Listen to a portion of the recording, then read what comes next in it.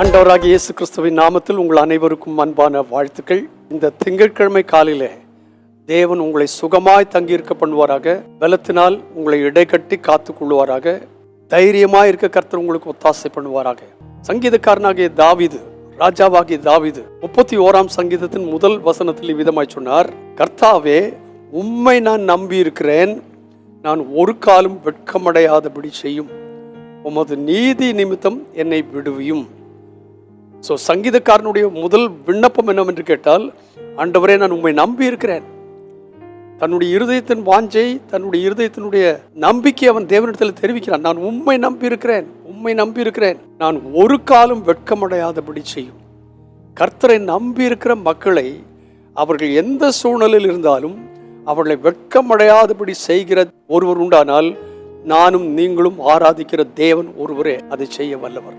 முதலாம் வசனத்தில் அப்படி சொல்லிவிட்டு 19ஆம் வசனத்திற்கு வரும்பொழுது சங்கீதக்காரன் என்ன சொல்கிறான் என்று கேட்டால், உமக்கு பயந்தவர்களுக்கும் மனுபுத்திரருக்கு முன்பாக உம்மை நம்புகிறவர்களுக்கும் நீர் உண்டு பண்ணி வைத்திருக்கிற உம்முடைய நன்மை எவ்வளவு பெரிதா இருக்கிறது. இங்க ரெண்டு காரியம் சொல்லியிருக்கு. ஒன்று, உமக்கு பயந்தவர்கள். யாரெல்லாம் கர்த்தருக்கு பயப்படுகிறார்களோ, வேத வசனத்தில் சொல்லியிருக்கிறது, கர்த்தருக்கு பயப்படுதலே ஞானத்தின் ஆரம்பம். கர்த்தருக்கு பயப்படும் பயம் நன்மையை கொண்டு வருகிறது என்று வேதம் சொல்லியிருக்கிறது.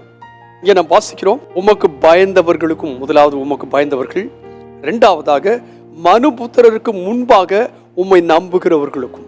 உங்களை பார்க்கும் பொழுது மனுஷர் என்ன சொல்கிறார்கள்? இந்த சகோதரன், இந்த சகோதரி கர்த்தரை நம்புகிறவர்கள் என்று சாட்சி கொடுக்கிறார்களா?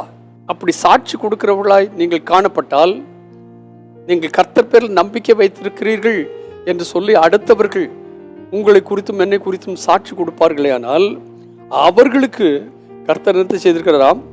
நீர் உண்டு பண்ணி வைத்திருக்கிற உம்முடைய நன்மை எவ்வளவு பெரிதா இருக்கிறது. அல்லேலூயா. காலையில் 3 காரியங்களை உங்களுக்கு சொல்கிறேன். ஒன்று, முதலாம் வசனத்தில் சொல்லப்பட்டது போல உம்மை நான் நம்பி இருக்கிறேன், நான் ஒரு காலம் வெட்கமடையாதபடி செய்யும். இரண்டாவதாக 19ஆம் வசனத்தில் வாசிக்கிறது போல நான் உமக்கு பயந்திருக்கிறேன், மனுபுத்திரருக்கு முன்பாக உம்மை நான் நம்பி இருக்கிறேன். இந்த 3 காரியங்கள் நம்முடைய வாழ்க்கையில காணப்படுமையானால் அப்படிப்பட்டவர்களுக்கு கர்த்தர் உண்டு பண்ணி வைத்திருக்கிற உம்முடைய நன்மைகள் எவ்வளவு பெரிதா இருக்கிறது. இந்த திங்கட்கிழமை காலையில அப்படிப்பட்டதான ஒரு பெரிதான நன்மையை தேவனுடைய சன்னிதானத்திலிருந்து பெற்றுக்கொள்ள எனக்கும் உங்களுக்கும் தேவனாய் கர்த்தர் உதவி செய்வாராக.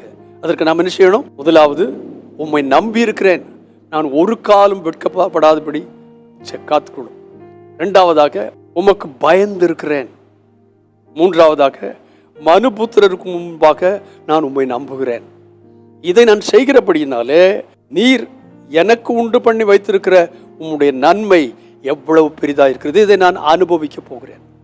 அவர் உண்டு பண்ணி வைத்திருக்கிற அந்த நன்மையை அனுபவிக்க இந்த நாளிலே தேவனாகிய கர்த்தர் உங்களுக்கும் எனக்கும் ஒத்தாசை பண்ணுவாராக. பரிசுத்த பிதாவே, வல்ல தேவனே, நீர் தந்த இந்த நல்வார்த்தைகளுக்காக உமக்கு நன்றி. நாங்கள் உம்மை நம்புகிறவர்களாய், Glory to God, மனுபுத்திரருக்கு முன்பாக உமது மேல் நாங்கள் வைத்திருக்கிற நம்பிக்கை வெளிப்படுத்தும்படியாக உமக்கு பயந்தவர்களாக இருக்க, அதன் நிமித்தமாய் நீர் எங்களுக்கென்று உண்டு பண்ணி வைத்திருக்கிற அந்த நன்மை, பெரிதான நன்மையை அனுபவிக்க எனக்கும் எங்களுக்கும் ஒத்தாசைப்படும்.